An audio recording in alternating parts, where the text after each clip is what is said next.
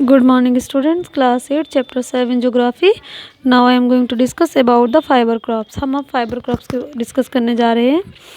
Fibre crop पे हम discuss करेंगे cotton. Cotton has been in use since the earlier civilisation.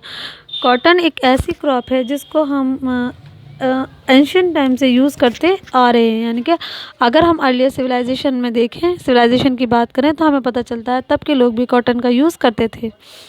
It is the chief fibre crop of the tropical and सब tropical region. Cotton जो है ना, ये tropical और सब ट्रॉपिकल रीजन की सबसे ज़्यादा वहाँ पर यूज़ होने वाली क्रॉप है. चीफ फाइबर क्रॉप है, यानी कि सबसे ज़्यादा वहाँ पर कॉटन का ही यूज़ किया जाता है. It is classified according to the length of the fibre. Cotton को उसके जो फाइबर की लेंथ है उसके अकॉर्डिंग, उसके हिसाब से क्लासीफाई किया जाता है. तो उसके हिसाब से इसको कितनी कैटेगरी में क्लासीफाई किया जाता है? Short, medium and long staple cotton. तो according to the length of the fibre, cotton fibre या fibre, the cotton can be classified into 3 different categories: short, medium and long staple cotton. Cotton require temperature of about 25 degree Celsius. Cotton के लिए हमें जो temperature की ज़रूरत होती है वो होती है 25 डिग्री सेल्सियस, और पानी अराउंड 100 सेंटीमीटर ऑफ रेनफॉल, यानी कि बारिश 100 सेंटीमीटर की. इसके अलावा bright sunshine at the time of ripening के वक्त इसमें काफ़ी चमकीली चमकदार धूप की ज़रूरत पड़ती है. It grow best in the black lava soil. Cotton के लिए सबसे बेस्ट जो मिट्टी होती है वो ब्लैक लावा सोइल और एलोवियल सोइल होती है. इन दोनों तरह की मिट्टी में कॉटन की ग्रोथ बहुत अच्छी होती है. Chemical fertilisers and pesticides should be provided adequately. इसके अलावा प्रॉपर इसकी ग्रोथ के लिए केमिकल फर्टिलाइजर्स और पेस्टिसाइड्स की ज़रूरत भी पड़ती है. A lot of manual labor is required for picking the cotton ball. इसके अलावा कॉटन बॉल्स को, जो कॉटन के पौधे हैं उनसे पिक करने के लिए, उनसे तोड़ने के लिए, अलग करने के लिए बहुत ज़्यादा मैनुअल लेबर यानी कि लेबर की ज़रूरत पड़ती है. नेक्स्ट है हमारी जूट. जूट भी हमारी फाइबर क्रॉप है. Jute is called the golden fibre. Jute को क्या कहा जाता है? जूट को गोल्डन फाइबर कहा जाता है.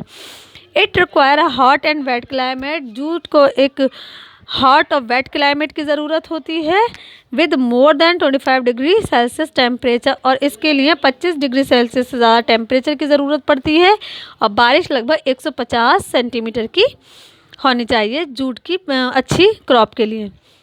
And stagnant water in the field during the growing season. यानी कि जब जूट की खेती हो रही है तो उस दौरान जो वाटर है फील्ड में वो काफ़ी मात्रा में रहना चाहिए. Alluvial soil of the flood plains and the delta are the best suited for this crop. Jute की फसल के लिए जो मिट्टी है वो सबसे बेस्ट होती है. फोल्ड प्लेन और डेल्टा में जो एलोवियल सॉइल पाई जाती है वो मिट्टी को जूट की खेती के लिए सबसे बेस्ट होती है. Jute cultivation require plenty of manual labour. Jute cultivation के लिए बहुत ज़्यादा मैनुअल लेबर की ज़रूरत होती है. Jute is use to manufacture variety of product. Jute का इस्तेमाल बहुत तरह तरह के प्रोडक्ट्स को बनाने में किया जाता है, जैसे कि टेक्सटाइल, रूप, रस्सी, mats, Ghani bags and the packaging material. ये वो तमाम चीज़ें हैं जिनमें जूट का इस्तेमाल किया जाता है, जूट फाइबर का. यानी कि ये सारी चीज़ें जूट का इस्तेमाल करके बनाई जाती हैं. नेक्स्ट हमारा टॉपिक है बेवरेज क्रॉप्स. बेवरेज क्रॉप्स यानी कि वो क्रॉप्स जिनको हम पीने के तौर पर, ड्रिंकिंग के तौर पर इस्तेमाल करते हैं.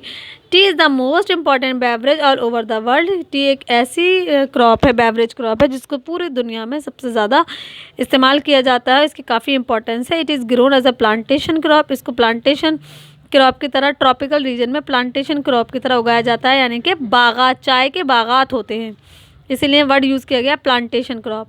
It is obtain from the leaves of the T plant. T को कहाँ से हासिल किया जाता है? टी को जो टी प्लांट्स की पत्तियाँ होती हैं उनसे हासिल किया जाता है. Which is in fact shrub. जो क्या है? शर्ब है. टी के लिए हमें 25 डिग्री सेल्सियस टेम्परेचर की ज़रूरत होती है, और बारिश 200 सेंटीमीटर की. यानी कि बारिश कितनी चाहिए? 200 centimetre rainfall. T can not withstand stagnant water. T के लिए हमें स्टेगनेंट वाटर नहीं चाहिए. हैंस जेंटली स्लोपिंग लैंड, ये कहाँ पर होती है? इसकी जो खेती है वो ज़्यादातर जो स्लोपिंग एरियाज होते हैं वहाँ पर होती है, जो स्लोपिंग लैंड्स होते हैं। एंड वेल ड्रेन सोइल्ड, और जो ड्रेन सोइल्ड होती है, वेल ड्रेन सोइल है, वो टी की खेती के लिए सबसे बेस्ट आइडियल सॉइल होती है।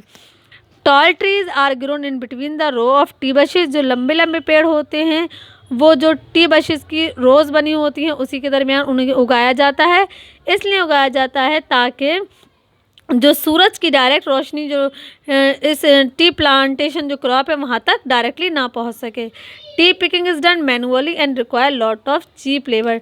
चाय के बागात से चाय के टी को या टी लीव्स को वहाँ से तोड़ने के लिए काफ़ी लेबर की ज़रूरत पड़ती है। Require lot of cheap labour, क्योंकि और ज़रूरत होती है सस्ती लेबर की, क्योंकि सस्ती लेबर की, चीप लेबर की ज़रूरत इसलिए होती है क्योंकि अगर लेबर काफ़ी महंगी होगी तो बाद में प्रॉफिट नहीं होगा।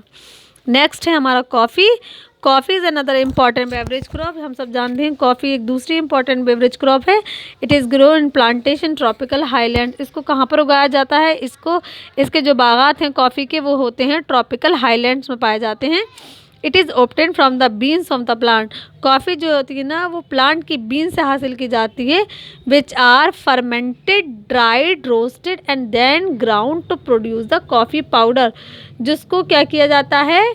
सुखाया जाता है, रोस्ट किया जाता है, उसके बाद उसको पाउडर में कन्वर्ट करके मार्केट में उसको प्रोड्यूस किया जाता है, जिसको हम कहते हैं coffee powder. There are 3 main varieties of coffee. Coffee की 3 वेराइटीज़ पाई जाती हैं, arabica, robusta and liberica. Coffee need temperature, coffee के लिए कितना टेम्परेचर की ज़रूरत होती है? 14 to 26 डिग्री सेल्सियस। और रेनफॉल 150 सेंटीमीटर, यानी कि 150 सेंटीमीटर की बारिश। The soil should be well drained with no stagnant water. मिट्टी बहुत ज़्यादा ड्रेन होनी चाहिए, स्टेगनेंट वाटर की बिल्कुल ज़रूरत नहीं होती।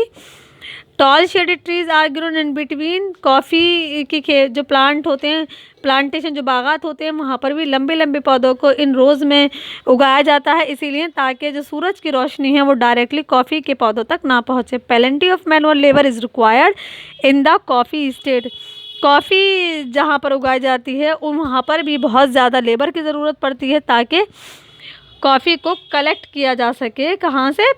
जो प्लांट्स है उसकी बीन से, तो इसमें काफ़ी लेबर की ज़रूरत पड़ती है। नेक्स्ट टॉपिक है हमारा agricultural development. This topic I will discuss in next video. Thank you very much.